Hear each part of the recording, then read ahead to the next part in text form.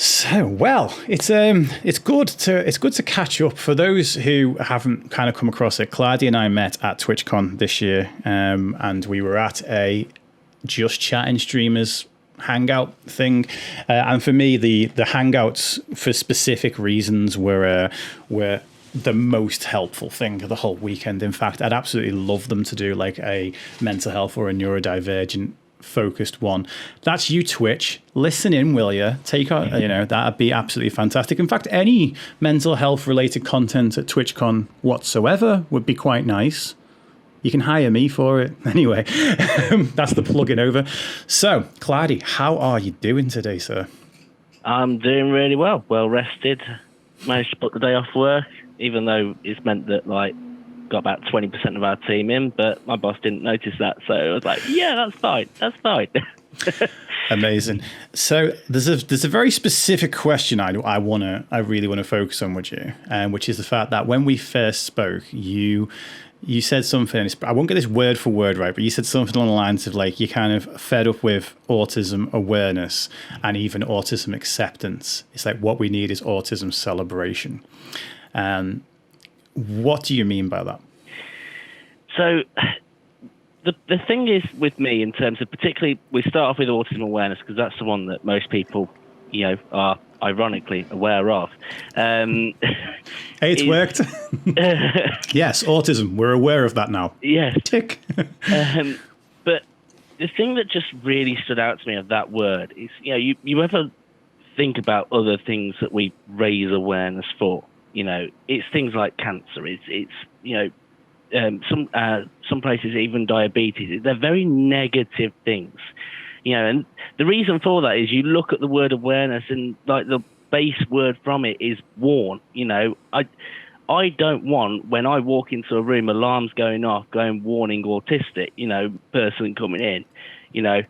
There might be alarm bells that ring off for me for plenty of other reasons that I'm just annoying or, other things like that. But I don't want it to be for the autism. There are things and gifts that I've been given as a part of autism. I want to be proud of my autism. I want to happy to have that sort of autism. And, acceptance is probably like, it goes some way to it, but, in a way, to me, acceptance is just, what we should be as humans towards anybody, no matter whether it's autism, whether it's race or anything like that. So that to me seems a pretty meaningless word is probably the wrong word for it, but we're going to do that anyway as kind human beings, that's what we want to do. And I really wanted to push towards this celebration because, the one thing that, probably all of us have been aware of over the COVID pandemic, particularly when we started to get through the vaccines,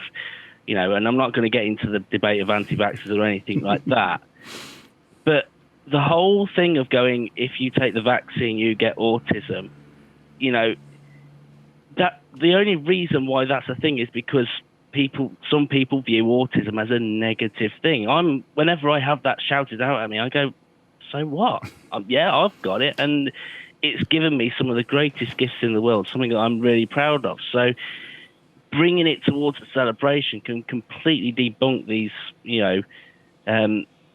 research, for want of for better words, to go, well, yeah, okay, there's people that have got autism. They've got gifts that they bring to the world that you probably aren't even aware of yet. Yeah. Yeah, 100%. That last statement.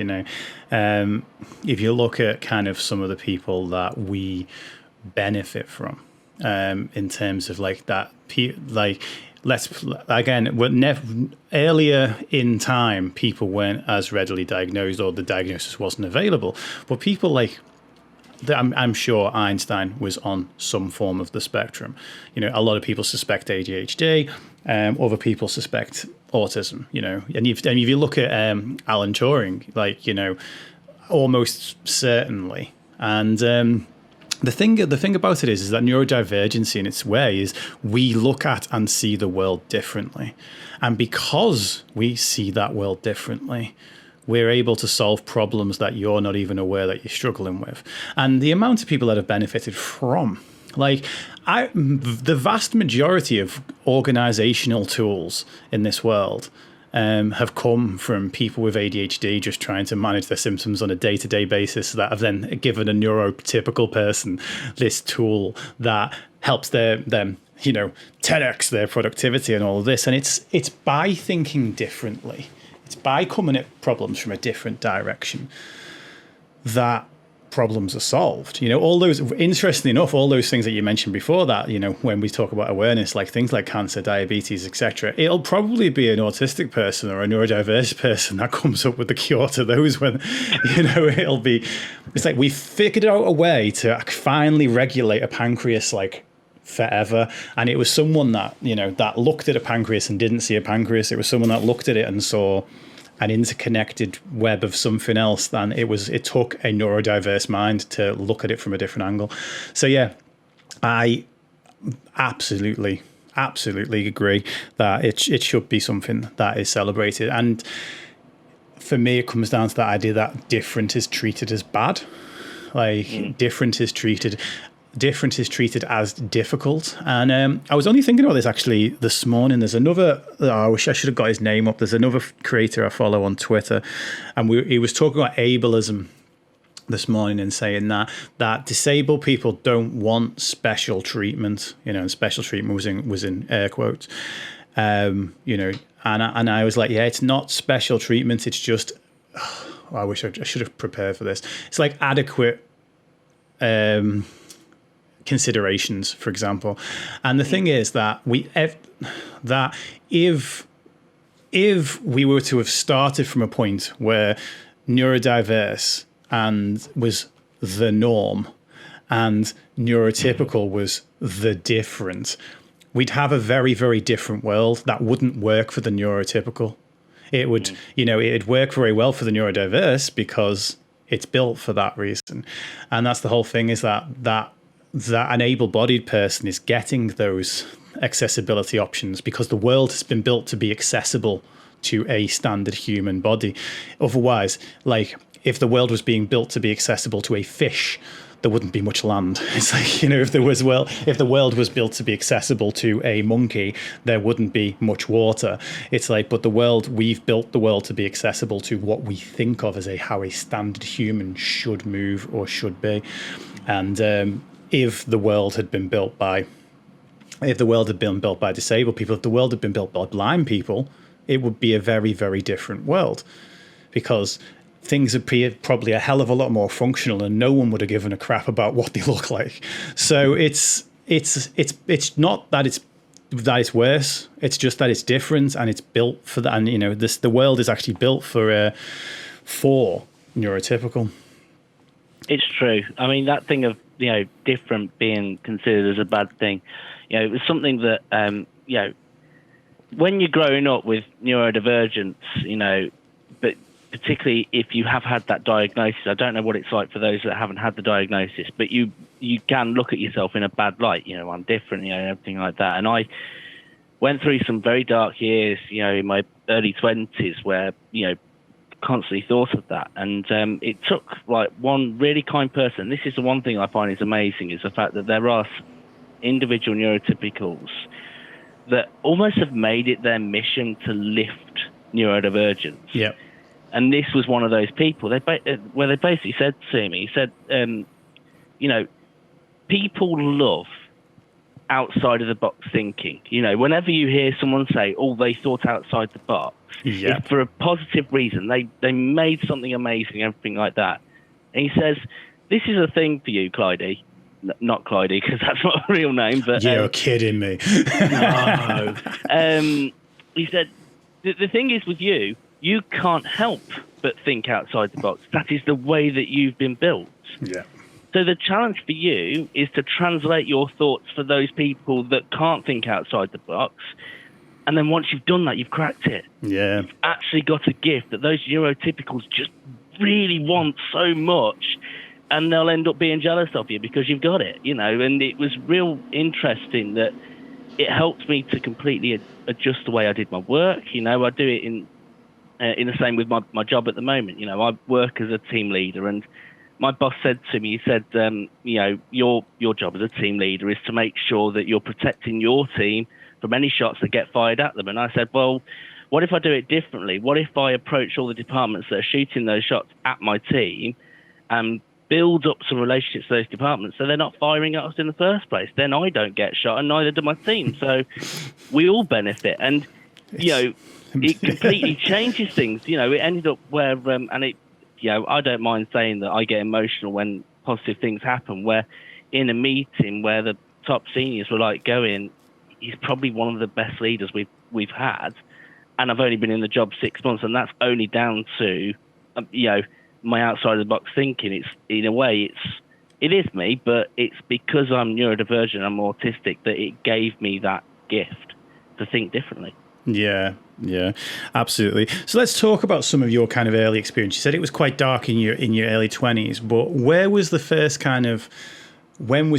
point, like, and again, we're utilizing the terminology that we don't like here, but when was the first point when your childhood where it was kind of clear that you were, giant air quotes, different? So I think it was probably around the point when I was in primary school. So I must have been about 5 or 6 at the time. And I mean, school is chaos for anybody, neurotypical or neurodivergent. But I think for a neurodivergent, particularly in the, in a sense of mixed school, I didn't go to a special school or anything like that. Mm-hmm. That chaos brings on a whole new level. And it made me aggressive. I pretty much did everything under the sun in terms of violence when, in terms of the meltdowns and the, and where I'm literally, in front of the head teacher going, why did you bite this pupil? Why did you strangle this pupil? And I'm like going, I don't know, something switched in me. Mm-hmm.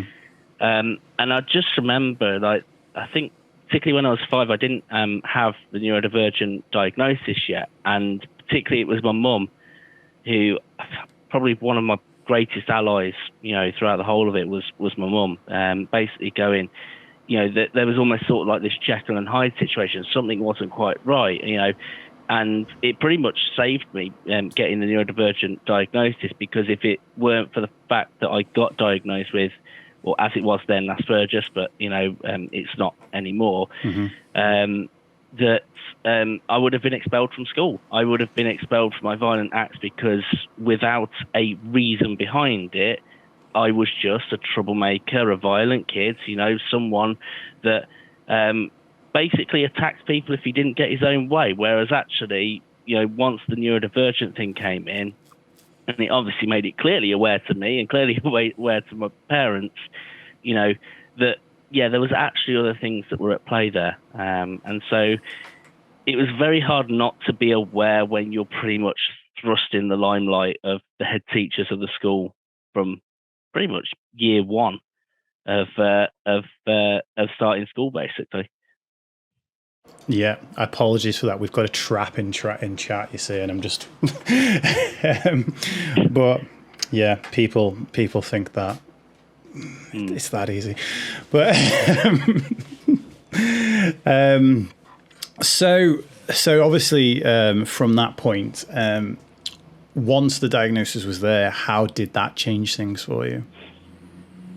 Well, then it brought about that new challenge.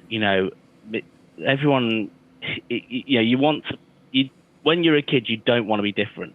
That's the first thing. Particularly when you're at school, you want to be just like everyone else. You want to fit in. You want to, And so I then went through that very real challenge that probably every neurodivergent has, which is the masking. Mm-hmm. And trying to learn how to do the masking, and it was probably, if we're going to use the masking term, it was, I spent those years basically trying to find which mask actually looks like everybody else, and messed up probably throughout, I'd say not just through primary school, but probably through secondary school as well, and ended up, probably people would have thought I'd have had multiple personalities and thought it would have been more than autism, because of the amount of times that I completely changed my character just to try and see how to fit in.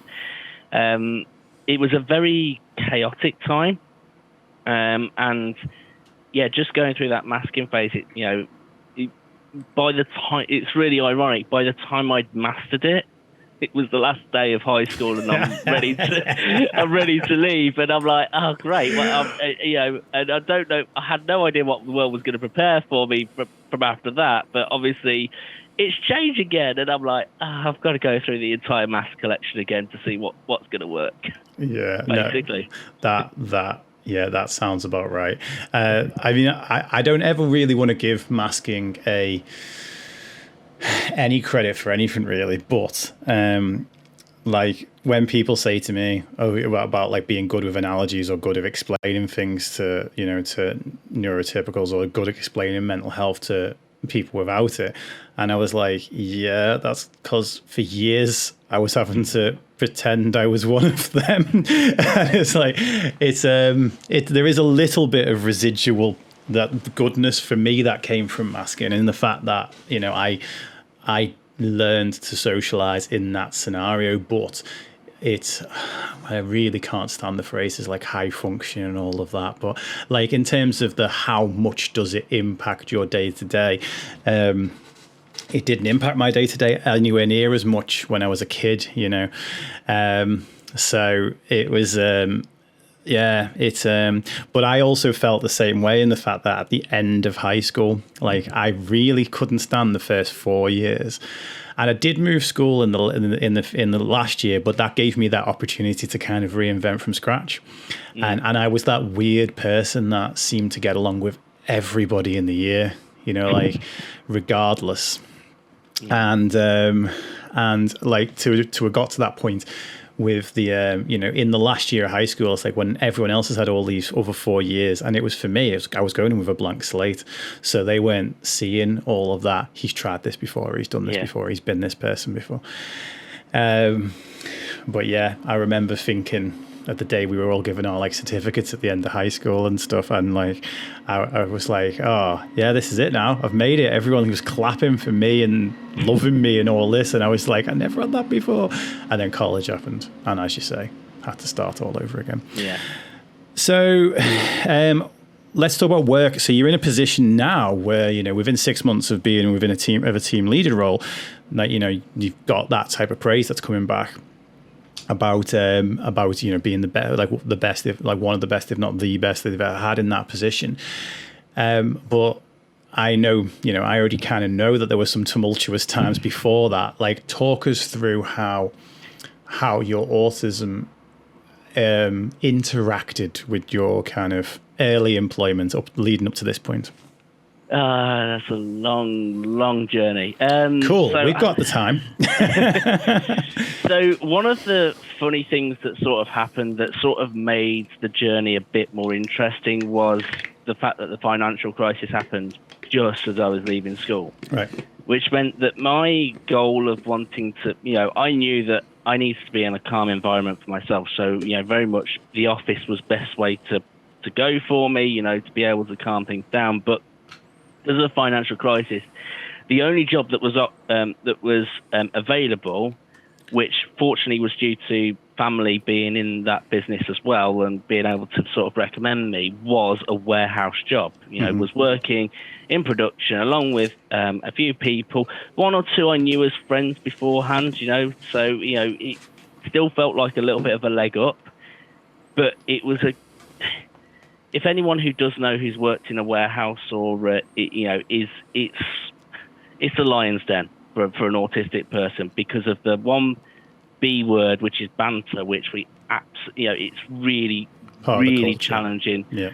Because this is the thing, is that the comments that come out of the warehouse, if you'd have been called that at school, that is straight up bullying. It's straight up, you are protected from it and everything like that. I really could not get used to it and really, really struggled with it. But I survived. There, I think it was 3 years. Didn't really make anything special of myself. I just about, like I say, it was survival. I didn't thrive in that environment at all. Mm-hmm. And then when the sort of thing changes happened, this was where I had that comment of that outside the box thinking, and I was just so happened that I was thinking about looking elsewhere. And I sort of made it upon myself to first do a week, 2 weeks out from the job where I would do something else. That was the plan, right? And so because of that, I was willing to take whatever risk I could. And what I did was I took a 100% commission job that was working in event sales in the middle of the nowhere, and traveled a bit further out. And the way that I went about it was I went, right, okay, if I mess this up, these are people that are never going to meet me ever again. They're not going to think of me as an idiot. You know, they're not going to bump into me on the streets. Do you know what? This mask is completely off. I am going to be my full autistic self. I am going to try and freak them out as much as possible. No, obviously not. But, you know, try and be myself in front of them. Because the masking thing is good, but it's tiring. So if I can find a job where I don't need to mask, then even better. And I remember the way that they did the interview is you'd spend a full day with the team, you know, and they would get to know you, they would talk to you and everything like that. And whilst that job in itself wasn't successful, I still remember the person who was going to be my team leader, and she grabbed a coffee with me and everything like that. By the way, I think, you know, throughout the entire morning, I hadn't mentioned once that I got autism. I was literally just being myself. Yeah. And she then came up with this, tell me something interesting or unique about yourself. I was like, well, there's only one thing that probably makes me more unique than any other of my things. And I released the fact that I've got autism to her, and was prepared for whatever was going to come my way, of almost like, I can see that. You were a bit weird this morning. I was expecting all those sort of comments. And she just basically went, you've completely changed my perception of autistic people just by saying that, you know. And it was like probably one of the coolest lists. And I always remember it, you know, it still keeps driving me even to this day, is I then went through this new journey at work, which brought me to where I was to probably about 2 or 3 years ago, where I had this really new challenge of working out, right, okay, so removing the mask, not having the mask can be a good thing. It still brings challenges. It still brought challenges to that job. So I'm now going to find the right time to wear the mask and the right time to take it off. And, you know, there were still challenges on the way, you know, in this particular job that I'm in, which I've been at this company that I'm at for 6 years. The first 2 years I had 3 disciplinaries, and so much so that by the end of the second year I was in pretty much a disciplinary where it was only because they realised I needed support, mental health support. They said, right, you need to, you know, we're keeping you on, but after this, we want you to call and we want you to ring ahead for support and get yourself the mental health support, because we can see good things about you, but we think that it's your mental health that is causing negative things to seep through. Yeah. And it's one of the things that I'm really grateful for this company, because I don't know what it was that made me maybe a special case to them that they wanted to support and bring through. Maybe it was because I was part of their fresh apprenticeship program and they wanted it to work. I don't know. I do think I was given special consideration, and I'm at, as much as I feel like, I want to be treated like everyone else, I'm actually grateful for the considerations that they brought for me, because it made me the person I am today. Yeah. And, you know, sometimes all it takes is that person to almost go, look, yeah, you've caused a bit of a problem here, but I still believe in you to be able to do that. And, you know, in a way, these past 2-3 years of me doing what I'm doing at the company is almost, okay, I'm getting money out of it, and, you know, that no one goes to a job to give to somebody else. You know, you do it for salary as well. But I've spent the last 3 years almost giving my gratitude and my thanks back to that company and going, do you know what? Thanks for what you've given me. I'm going to try my best to give you back as much as what you've done in basically saving me, and making sure that I still can live independently and on my own. Yeah, no, that is really good, because like so many companies in that position would be like, look, you're a troublemaker. You've already been on your last warning. See ya. But like, I think giving people those alternatives and being like, acknowledging it, saying, because we've got an expression we use around here, which is your mental health might not excuse, but it does explain. And the same with neurodivergency is that your neurodivergence might not, it doesn't excuse certain behaviors or actions, but it does explain them. It gives an explanation as to where they've come from or why. And I don't even like the phrase overreaction, but why your reaction might be different from a typical person's reaction to any given situation. And having those accommodations, actually spotting that and saying, you know what, we think this person might have some mental health concerns, and then especially recommending you on for that bit of help. I think it's similar to what you said about that person who was one of those unsung heroes that was like, a neurotypical that just happens to want to champion for other people. I had a very lucky situation once when a new doctor, my old doctor was just, my new one's not great, but my old one was like, just got halfway through an entire assessment at one point, and I missed an appointment, and then they just like closed the case basically. And I missed the appointment because I was absolutely so depressed that I couldn't get out of bed that day.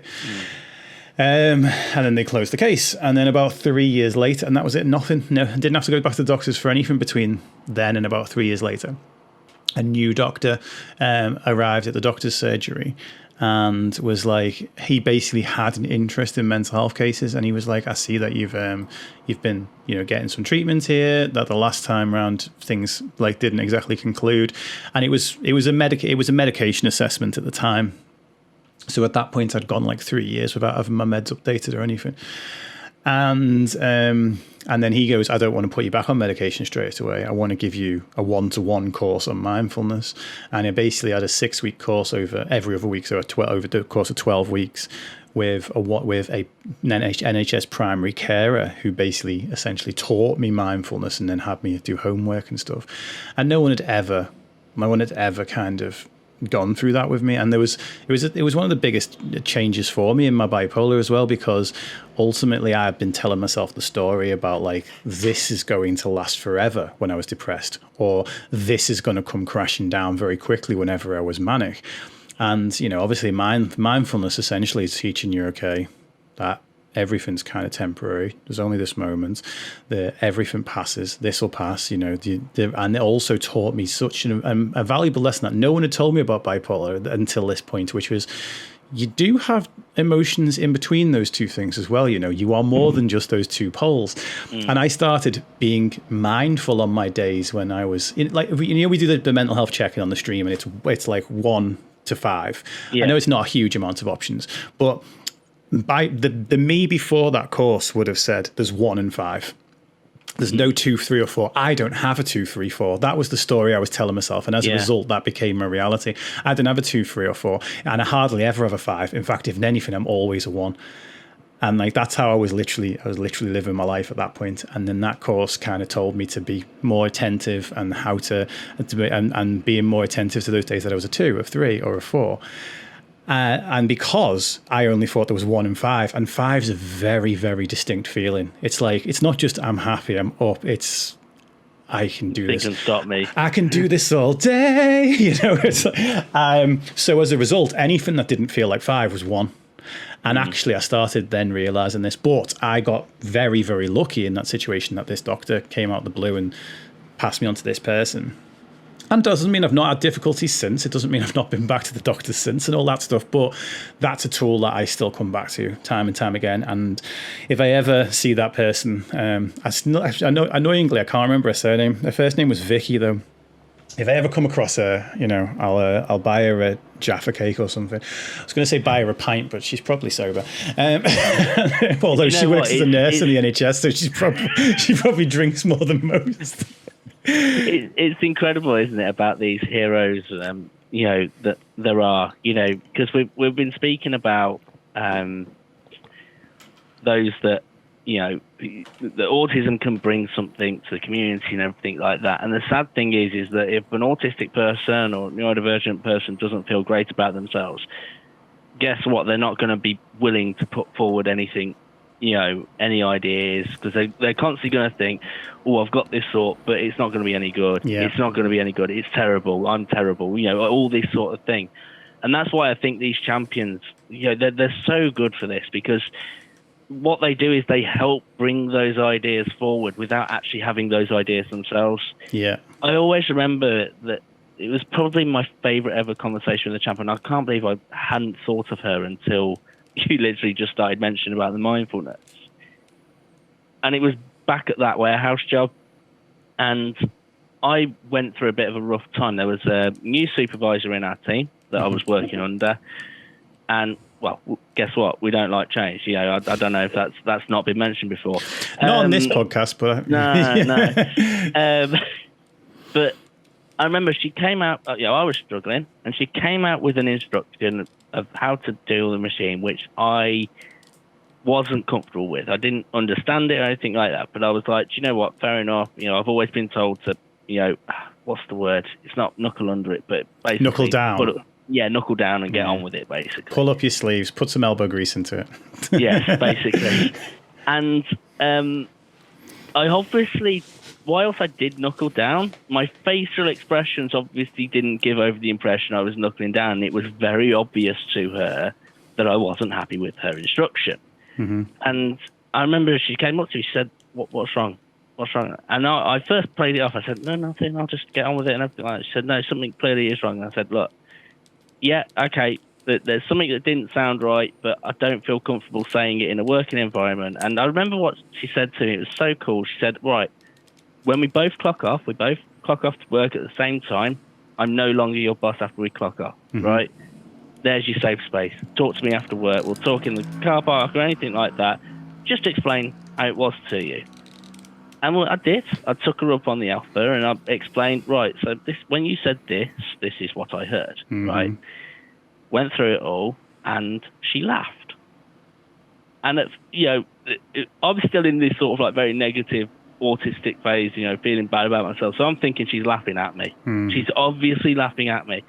But I had a bit of curiosity. I said, Jill, why are you laughing? She said, well, when you explain it like that, I do sound like an absolute nutcase. And I'm like, well, that is genuinely how it sounded to me. And it was one thing she said to me, which was really cool and sort of like gave me a little bit of inspiration. She said, the way that you gave it over, it was almost like a stand-up comedian. Yeah. I said, what do you mean? She said, well, stand-up comedians make it that, a lot of them make it their goal to make day-to-day living seem absolutely weird and nuts. Yep. She said, as an autistic, everything about normal day-to-day living is nuts to you. And so I loved it because it gave me this opportunity where, when I'm sort of slightly comfortable with a person, but they say something that sounds a bit odd, I actually ask them the question. I go, would you mind if I just told you how that sounded to me? Because it just sounded really weird. And it's really interesting on how many open people there are, particularly if you're comfortable with that person. The likelihood is you're comfortable with that person because they are open to that sort of thing. And, the amount of times that friendships have been built over them appreciating that they're absurd, in a sense, has been a real inspiration to me. And I can one up on you because I do know her surname, Jill Davis. If you're ever watching this stream, if you're watching this stream, you're already awesome. What's happening, Jill? If you already watch this stream, you're already awesome. But Jill Davis, thank you so much. That's right there. There's a prime example of not just awareness or acceptance. That's celebrating.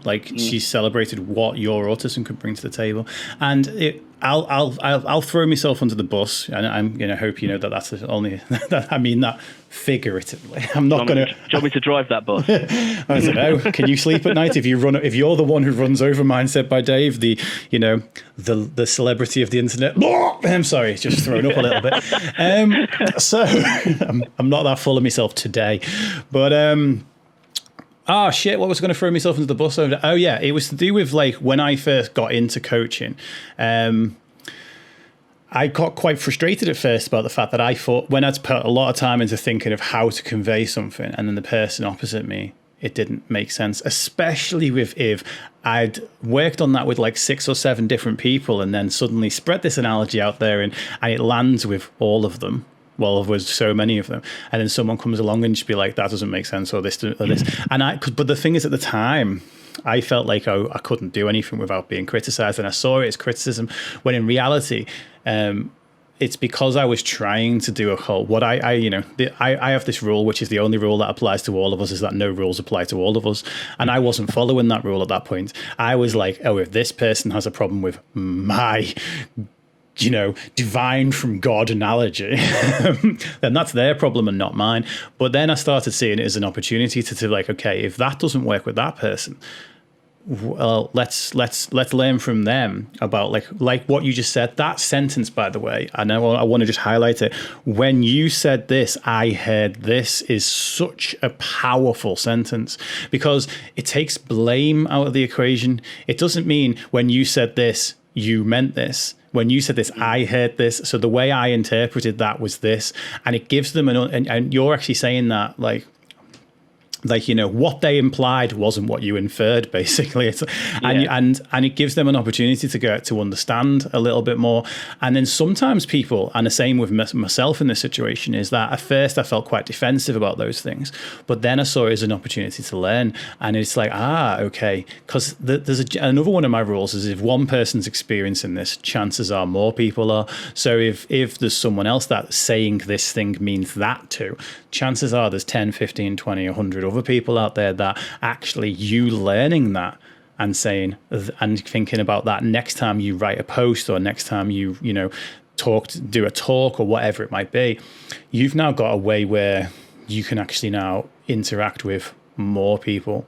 I think, what's the expression, when more of us can play, we all win. It's like, when you expand your ways of being able to communicate. So now, was it Jill Davis? Yes. Jill Davis, the legend of the podcast. Jill Davis now will be able to, like, if she remembers these conversations, she'll be able to then potentially realize, actually, if we get any other neurodivergent staff coming through here, I can actually probably communicate with them better first time round. And it's fantastic. I'm just going to bang home that sentence one more time for everyone who's listening. And I need to burp at the same time. Really bad timing. Which that's is a sneak talking, isn't it? That's how important this sentence is, that it comes with a giant belch.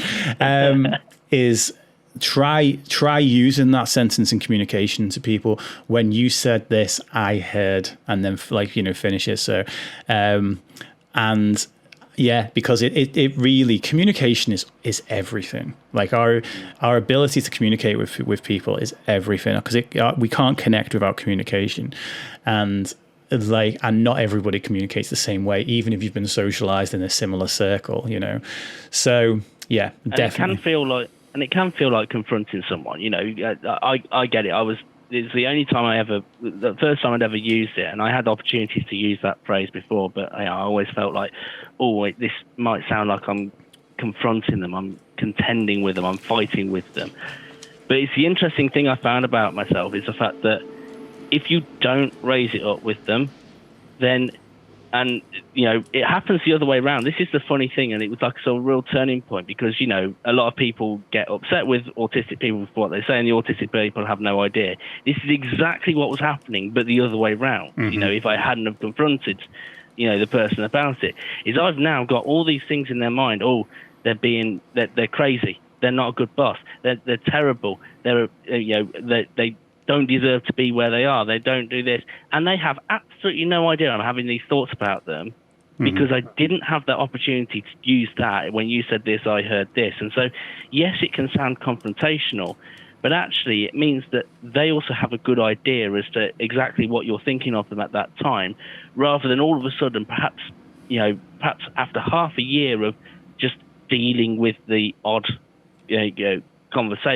odd comments and odd instructions and everything like that, you then all of a sudden snap and go, do you know what, I can't stand working with you anymore. And they have, from all they know, you've been fine with them for the past 6 months, and then all of a sudden just snap. Yeah. And it's really interesting that thing of the communication and the openness, it's why I always say it to my team. I say, look, if you've got a problem with me, do not feel scared about telling me. Yeah. Seriously, I want to know how I'm making you feel, because I want to adjust the way as soon as possible, rather than you coming into work upset before you've even started because you're like, oh, I've got to work on.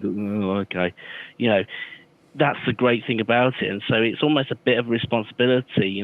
Someone always told me, if you've got a problem with someone else, raise it up with them whilst it's only just becoming a problem, because then you're not as emotional about it. Yeah.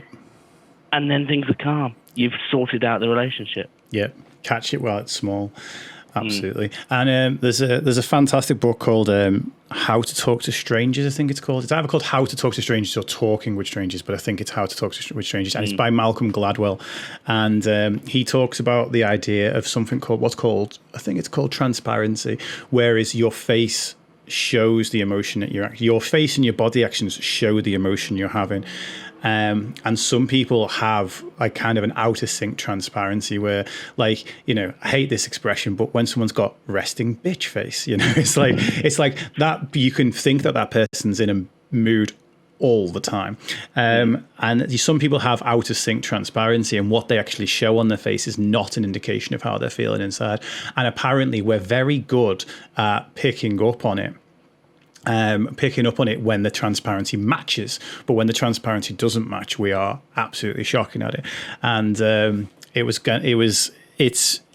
it's really helped me with my wife, because my wife does her tone or her facial expressions quite often will go along with things that might sound like she's irritated with something, or it might sound like she's angry with something. And me being a trauma-informed bipolar with a history of people pleasing, I was hyper attuned to any slight changes in voice that might suggest that. And as a result, it did lead to a lot of me hearing things that weren't being said. That's something you should have revealed to the stream. If you just throw yourself under the bus about your wife there. No, it's fine. The amount of time she's been thrown under this bus. If she listened to my content, I'd be worried. But she doesn't. She's not a very good supporter. No, she's a great supporter. She supports me financially and takes me out for dinner and gives me love and affection, but she just doesn't listen to my stuffs unless I force her to. And sorry, no, honestly, not to laugh at that. the best thing is, it's hard showing her videos, like, because I'm all like super excited and I want her to kind of like match my excitement, and she'll almost certainly always find something to laugh at, not like in a that's pathetic kind of way, but she always like, and I even made a joke about it in my most recent podcast, because sometimes I like to repeat words for emphasis, so it's like, so I'd be like, you're amazing. Yeah, you absolutely you. And if she's looking at a video, she'd be like, do you want to throw one more you in there or something? It's quite sarcastic and quite biting. She's from Eastern Europe, like, what to expect? Like, stereotypes. That being said, not a single one of her friends or family from Eastern European are not blunt. So this isn't a stereotype. This is a fact. I have not met a single member of her family or friends yet. That doesn't mean they don't exist. That talks in a way like, where you consider it where it seems like you consider it of another person's feelings. That's just straight to the point, quite quickly and quite harshly. Hey, it's been a learning experience for me. So anyway, now I think I've probably thrown myself into the bus. I think I kept talking long after I should have shut up. I think as soon as you mentioned Eastern Europe, I think you'd thrown yourself under probably a few buses. How do I say I'm sorry in Russian again? I can't remember. Я не знаю. That means I don't know. But yeah, it's fine. It's fine. They'll just send a loner to kill me, and she only has to travel 2 rooms to do it. It's okay. I'll live. Hopefully. As long as it's not on stream, because I want good publicity for. No, I'm joking. Yeah. So right, let's re-rail the derail into. So, what advice would you give to anybody out there on how they can celebrate, encourage, incorporate, basically be a better friend to their or family member to their autistic friend / family member? I think for me, it's being able to appreciate that this is the thing, is the fact that the one thing I can say is that I don't know what gifts I've been given through being autistic based on, because I've never not been autistic. Yep. This is the thing. It's not like a before and after. After trying autism for one day. After your vaccination. Yeah. Where you got double autistic. This is what happened to him, So this is the thing, is the fact that I cannot tell you what gifts that have been given. However, through the challenges that come through with autism, appreciating that people think differently to you, perhaps the times where you were caught on naive moments, as an autistic person, so you've learnt that you've now got to be more cautious, whenever something comes your way, and be more careful. That thing of always wanting to think about what you're going to say because you know that you come across and appear as different. Those are three gifts that actually are very rare in this world. Anyone who has seen social media know that there are a lot of people that think everyone thinks the same as they do, that believe everything that they read straight away, and that also, just quickly come up with a comment and just assume that everyone's going to get it.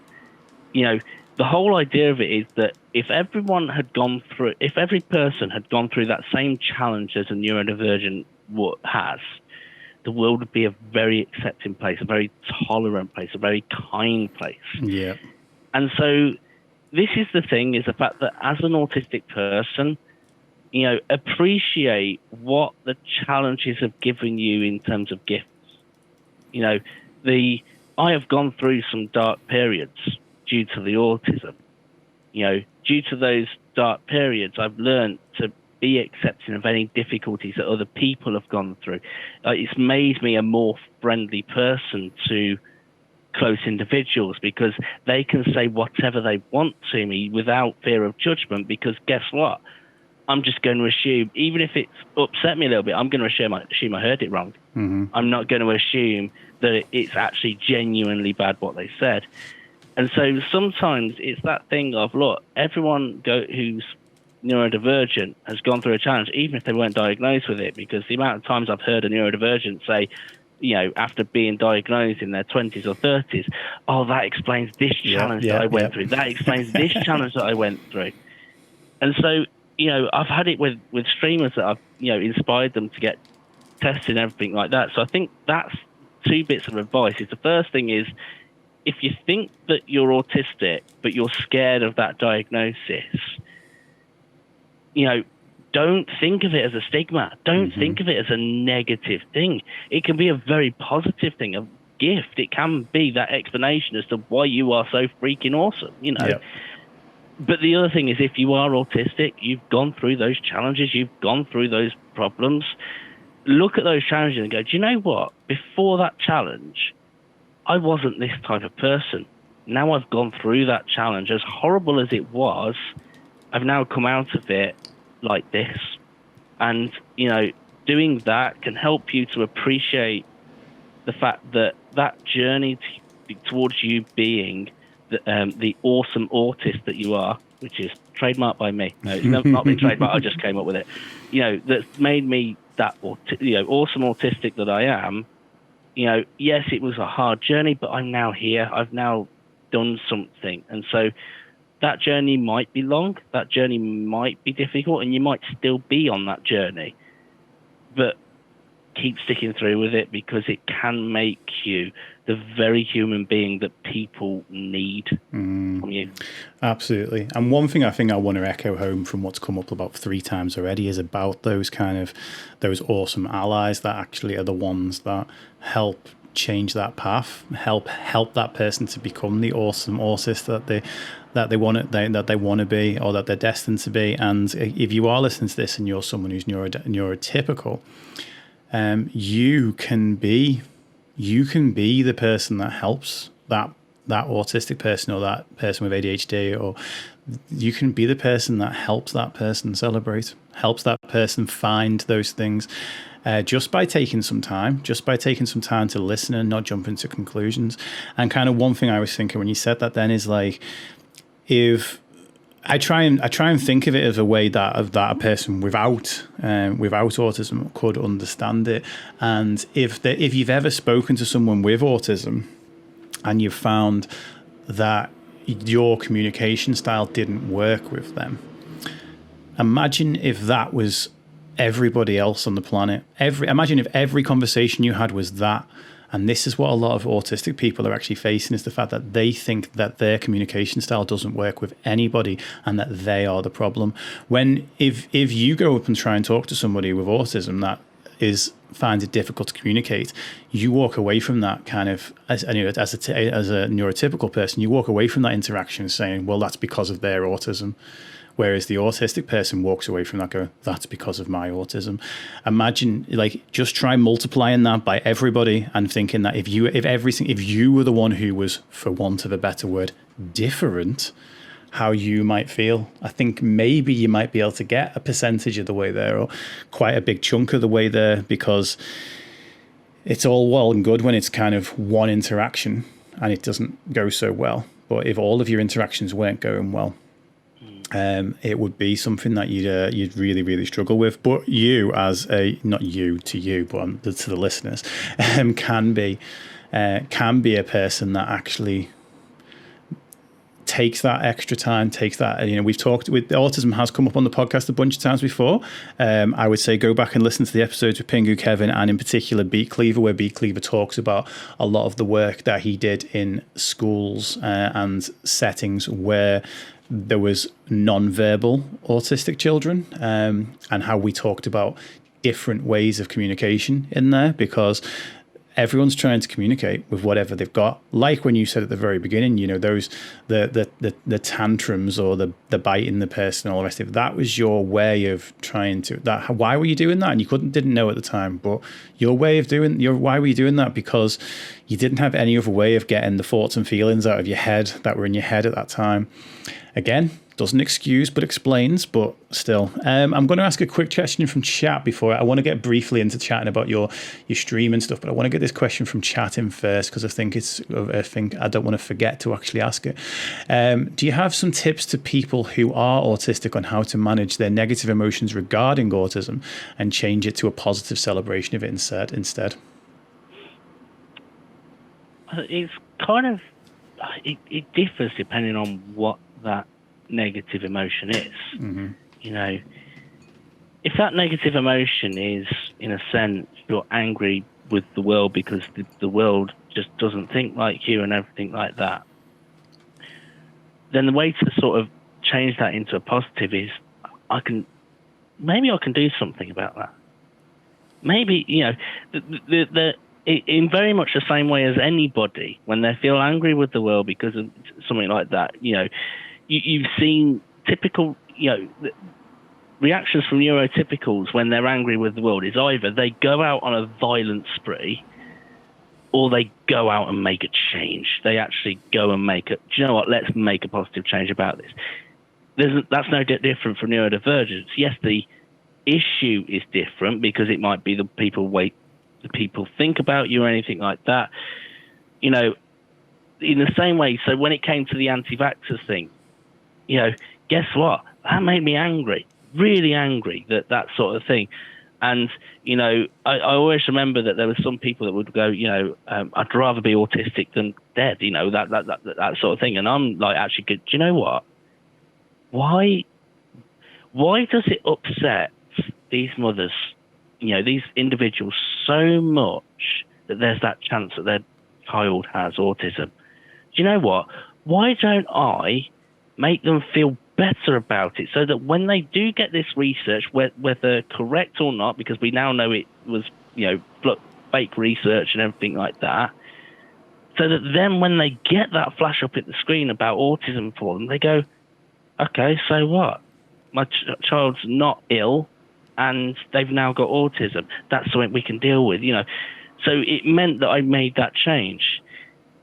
However, if that sort of negative emotion is, perhaps depression, no one ever understands me and no one ever... Do you know, it's interesting. I've found that a lot of individuals who aren't neurodivergent actually go through those same emotions. No one understands me. It might be because of a particular circumstance that they've gone through, a particular dark time in their past, a particular trauma in their life that means that no one understands them. Then the way to do it is almost find a close ally. We mentioned there are these neurotypicals who are amazing and everything like that. Thanks to that, I have probably 2 or 3 friends where I can pretty much open up to them about anything. Yeah. Right. And I go, do you know what? If I'm going through this feeling of no one understands me, then I'll ask if I can just meet up with them. Yep. Right. And just explain it. Just explain how I'm feeling. Explain the situation. This is what's going on, but I feel like no one understands me.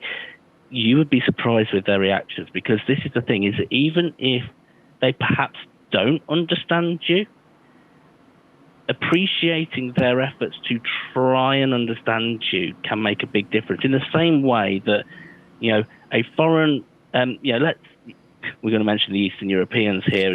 They're back. Right? But in a different sense. I always refer to autism as a language. My first language is autism. My second language is English. That is the way I'm so glad you brought that up, because I'd totally forgotten about that sentence. Yeah. And the reason I mention it is because if your wife, you said that she's Russian, didn't you? No, she's Latvian, but she does speak Russian as well. Okay. Because she's so clever. Yeah. If your wife was going throughout a day-to-day schedule and everything like that, and someone, let's say on the first day, found out that she was Latvian, and the next day they tried speaking Latvian to her to try and speak with her on a personal level, even if they completely messed up the words, she would appreciate someone's made an effort. No, you're using the wrong example here, and I'll tell you why in a sec, but carry on. Okay. Any other Eastern European? There we go. Your wife sounds like a special example. She is definitely a special example. I actually drove that bus that time. But, I always feel it that when you get someone that when I'm talking to and they go, and you can see that they're thinking, you can see that they're actually trying to think of the right word to say, in a way, going through exactly the same trouble that I go through in my day-to-day life. And I look at that and I go, do you know what? This is someone that, okay, perhaps they don't understand me. You're right. So the fact is still the same. No one understands me, but it's completely changed to now someone's trying to understand me. And now I'm feeling hopeful. Now I'm feeling good about myself. And so sometimes it's that thing of finding out that tactic to work it out. I'm happy if anyone has any examples of negative emotions as to the reason why they're feeling negative emotion. I've got no problem with them reaching out to me, for example, on Discord or, and I'm happy to try and work out that tactic with them to go past it, because there are so many. But there is a way in which you can change, maybe not change the facts, but change the way that you feel about that fact. Yeah. In the line of work I do, it's called a reframe, which is like, if you think about a picture or a painting, it's like if you change the frame on it, it still looks completely differently. Or if you think about reframing in terms of like in cinematography, it's like you're looking at things from here or you're looking at things from over there. There's like different shots give you different impressions on things. And the question I like to ask myself a lot is, how else could I look at this? Because your brain will instinctively go for the quickest one, and the quickest one's usually the worst one, because the worst one is the I need to defend myself, I need to protect myself. That it's that instinctual one. To throw wifey under the bus one more time. It's quite a funny story, really. So when we first got together, I thought to myself, I'm going to secretly learn Latvian. And I was like, I'm not going to do it until I know quite a few phrases. I'm not just going to tell her I'm going to learn Latvian. I'm just going to learn some phrases and all the rest of it. And I come up to a one. I come up to a one evening, and I'm just like, "Lovaka, kā jums klājas," which is "Good evening, how are you?" And she just goes, "Why are you speaking Latvian?" And I was like, because I wanted to like speak your language. And she's like, oh, you should learn Russian instead, because that's what I speak with my friends. So I know. So I go on to learn Russian.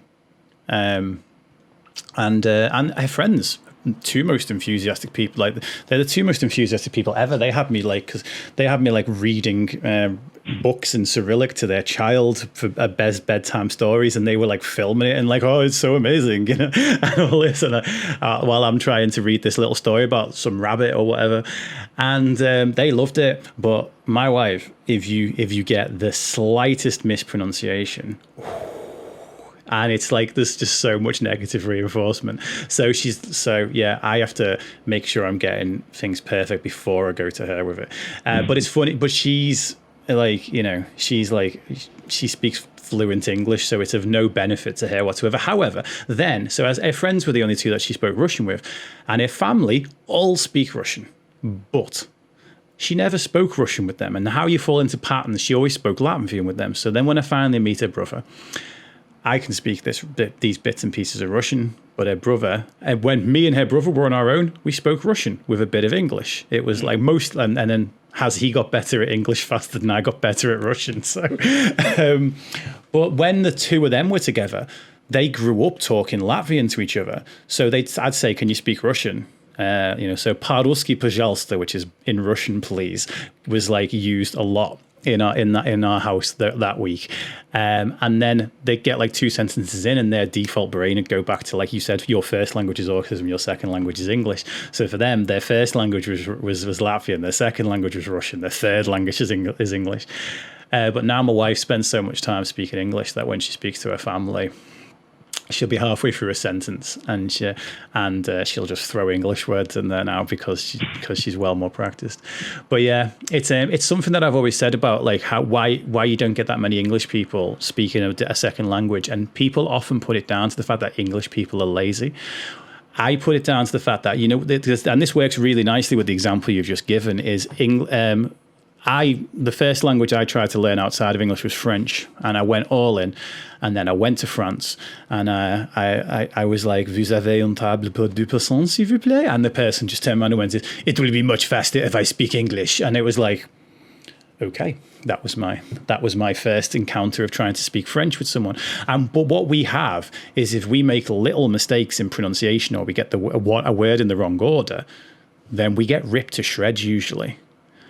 And this actually works really nicely with the analogy. So if a person with autism comes up and tries to talk in neurotypical, and the neurotypical rips them to shreds because they communicate differently than anyone else, really dampens the confidence and makes them not want to go for it. Now think about the opposite and again, I know we have English arseholes that are just terrible and think that if they just talk louder and slower, the person's gonna understand. But the vast majority of English people, if someone comes from a different country, comes up, let's say a French person comes up and goes, "I'm looking for," or no, "you looking for shop," and you looking for shop, it's like, we don't go, "I'm not looking for a shop. What's this French person on about?" We go, okay, we do the kind of ratification in our own heads to say that actually this person is looking for a shop, and we go, "Oh, it's down there on the left," or we might say, "What kind of shop?" or whatever.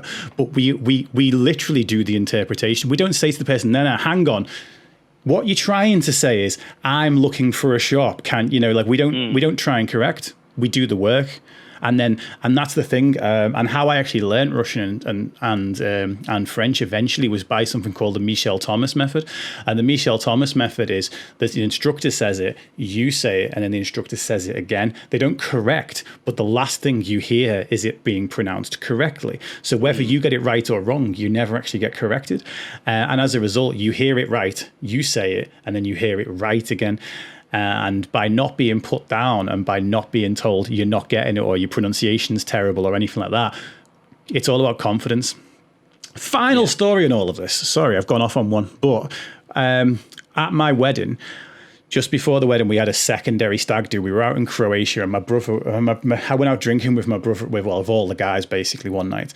And on the way back to the hotel, the taxi driver didn't speak English, spoke Serbio-Croatian because he was from Croatia, but also spoke Russian. And apparently, really drunken me was like, "You speak Russian," and went off on one in Russian. And then the next day, my brother-in-law was like, "You had the best conversation you've ever had in Russian last night." And I was like, what? He's like, you directed him all the way back here and you were talking to him about things. And I was like, And I genuinely think it was down to the lack of inhibition. The fact that I'd had took a few drinks and I didn't give a shit whether I got it right or wrong. Do you know what? It's interesting on that language front. Again, I'm gonna even more detour. Do it. We're going over, people. So when you mentioned about the French thing, so one of the things that I did when I was a teenager is our family, we went out to do sort of community work with French-speaking migrants that had come into one of the cities in the area. So people that had come from Congo, come from Cameroon, everything like that. And my dad was school versed in, French. Mm-hmm. And I always remember, so one of the things that happened, and little things, is the fact that this particular community, they had very tribal words. So they used like elders to mean like the prominent people and everything like that. And my dad, because of this sort of translation work that he could do, when they were going to talk about, and they gave this sort of thing from a platform, he was there to translate the English person's words into French for the community to understand. And there were also English people there. Yeah. And this is the thing that always stood out to me. So the French word for elders is les anciens. Mm-hmm. The ancients. Yes, the ancients. Now, the elders thing was actually mentioned in this talk, and my dad went, and everything like that, and then went les ânes. Now, Anne is not an elder, it's a donkey. And so instead of my dad referring to the elders, right, he referred to the donkeys in the group. Now, this is the thing, is the fact that he could have been absolutely torn to shreds. Mm-hmm. And they did laugh. Honestly, he did get a funny reaction, everything like that. He was still trying to learn the tribal words and everything like that. But they just basically went up to him and said, obviously you're learning everything like that. And they said it was just really enjoyable watching you try to do French. Yeah, exactly. And this is the thing, is the fact that it's got nothing to do with, French people or anything like that. But it encouraged my dad to keep it going for a few years. Interesting side story too. The side story is the fact that also they use the word negligent, which in French is actually négligé, and the English people laugh. But that's another thing altogether. And obviously the French ones are going, well, what was funny about that? I got the donkeys, but what about, I don't get that. He said that right, But it was just really interesting, and just seeing that reaction myself, seeing my dad and the way that they were reacting to him trying to learn, actually even encouraged me to keep trying and learning, because I'm like going, these people are amazing. I want to support them as much as possible. Let's learn French as much as possible. And it's a shame I lost the French language, but I still bump into a couple of them and still have gratitude toward them. And those are our champions. Those are the champions, whether it's with language, whether it's with, autism. You end up appreciating, you never forget those people. Yep. Jill Davis, that was 12 years ago. I will never forget her name, her face, and the way she reacted. It still inspires me to this day. You mentioned about that thing of you can make a change to somebody's life. To her, it might not have seemed a big deal. She was just perhaps taking 2 minutes extra out of her time for one of her workers that she never would meet again afterwards, anything like that. She's still an inspiration.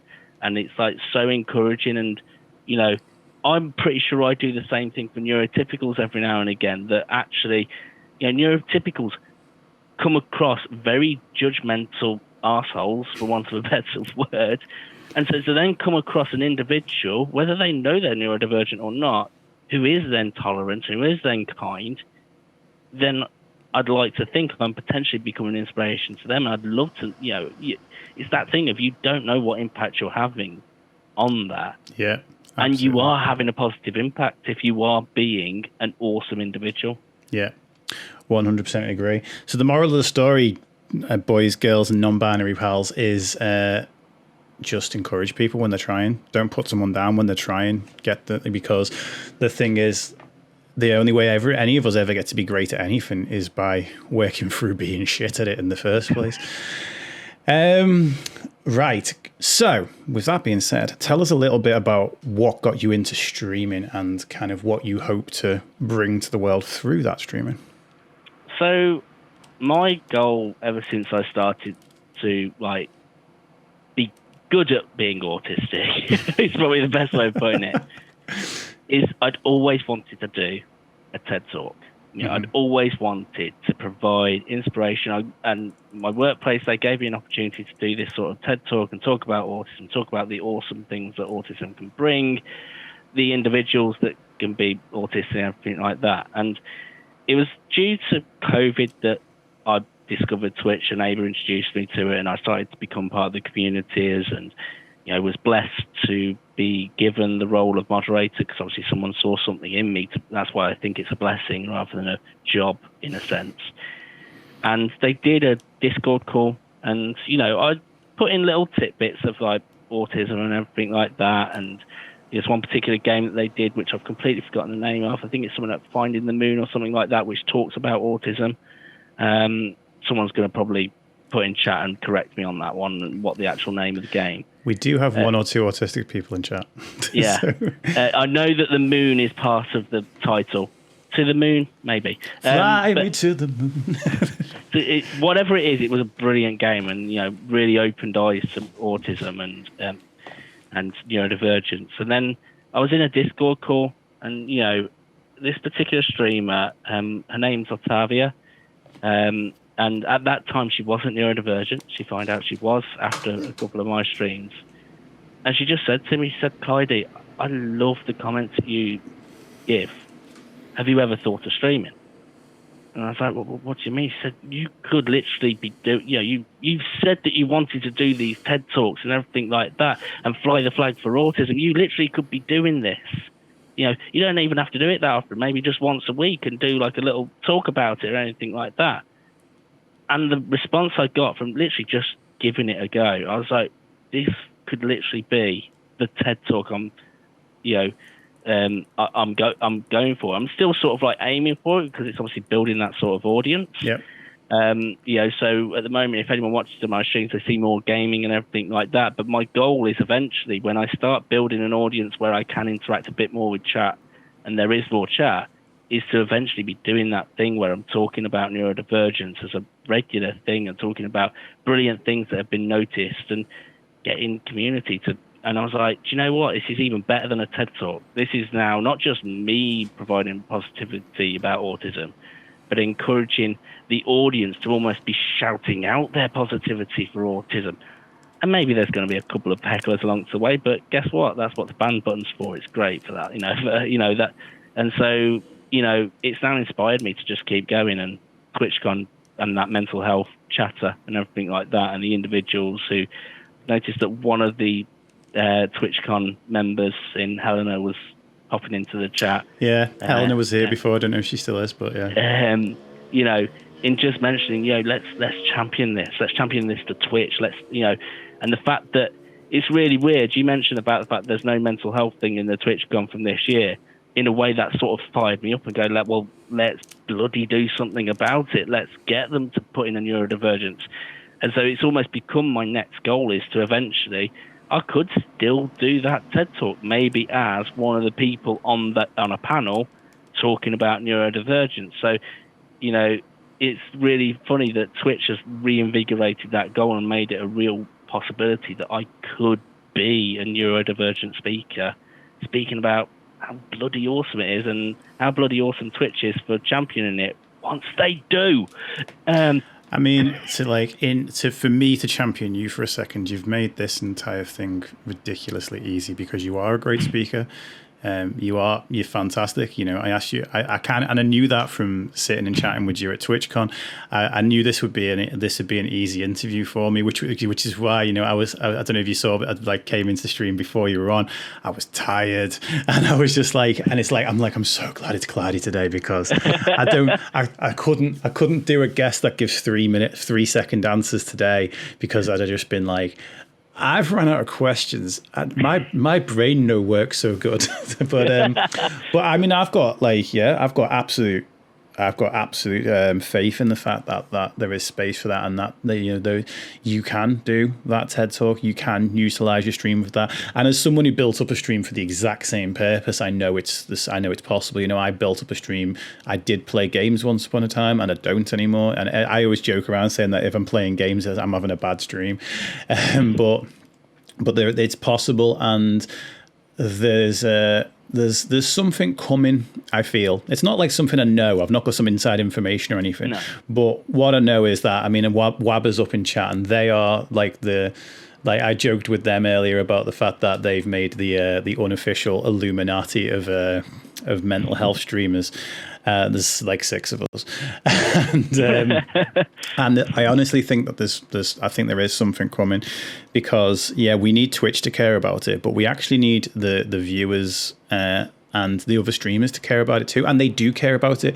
I know you're not on Twitter, but if you look through streamer Twitter, it's just tweet after tweet of people saying, I'm burnt out, I'm exhausted, my mental health's not good today, cancelling stream. You know, there's so much of that. There's so much of, this chatter said this and it's really affected me. There's so much of these people came into my stream and said this, and it's, I don't know how to, there's so much of that. So I think there is actually because you're never going to stop people from opening up in stream. You're never going to stop people, and you shouldn't want to either, really, because we've had years and years and years of mental health stigma, and the fact that people actually feel like they can open up somewhere is good. But I think there's definitely some sort of wave coming. I'm hoping to help that wave along. Maybe be surfing a giant surfboard on top of it. I don't know, but yeah, it's coming. So we've already had a shout out for you, but on here, which is twitch.tv/Clydie9. So that's the number 9, CLYDIE 9.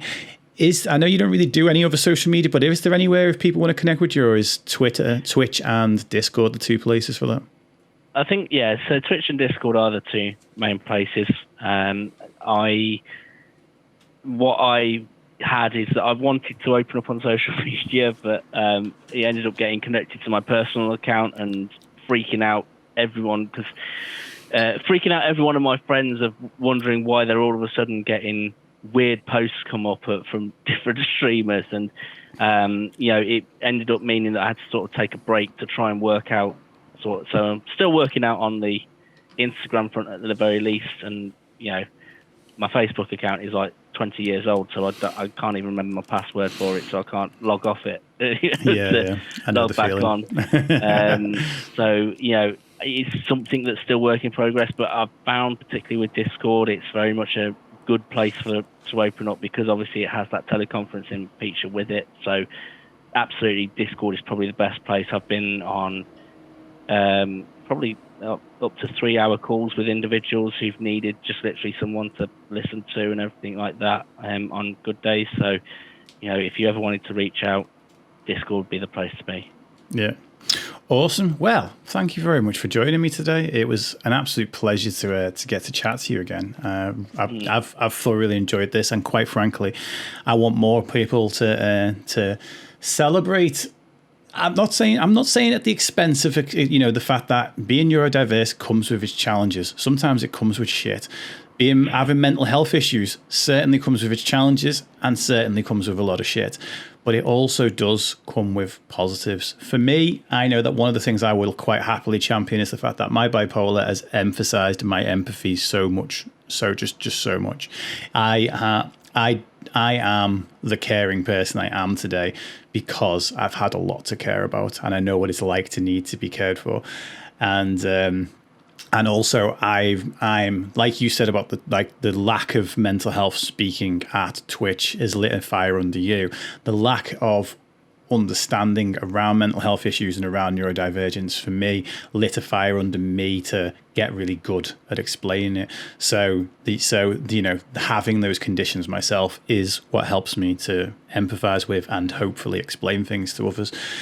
So, but I think that there's definitely way more room, and I think next year, when maybe not even next year, but but next year, especially when Autism Acceptance Month or Awareness Month or whatever they decide to call it comes around next year, I think we should call it Autism Celebration Month, and we should be the bloody change we want to see in this world. How about appreciation? Then they can keep the A's. Appreciating it. I want a stronger word than appreciation, like Autism Awesomeness Month. Oh, yes, please. Yes, please. But give it a couple of months, because like I say, I'm trying to trademark it, and then I can get some money out of it. All right, sweet. Let's do it. Clydie, thank you. It's been an absolute utter pleasure, and I will see you again soon. Same here. Yeah, take care. Bye.